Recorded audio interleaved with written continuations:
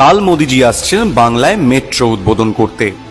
সকাল থেকে বিজেপি বাংলা হাজারো পোস্টে ভরিয়ে দিচ্ছে সোশ্যাল মিডিয়া।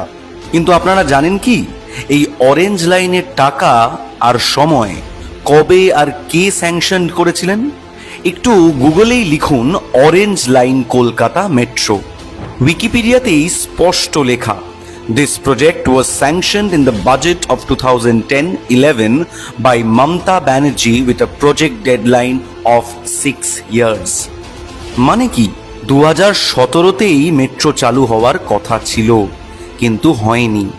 2014তে মোদিজি ক্ষমতায় এসে বাংলাকে বারবার বঞ্চিত করেছেন, কাজ আটকে রেখেছেন, দেরি করিয়েছেন। আর আজ 9 বছর পর ভোটের আগে হঠাৎ মনে পড়েছে মেট্রোর কথা। তাহলে বাংলার প্রশ্ন, 9 বছর কেন দেরি হলো? টাকা তো আগেই স্যাংশন ছিল।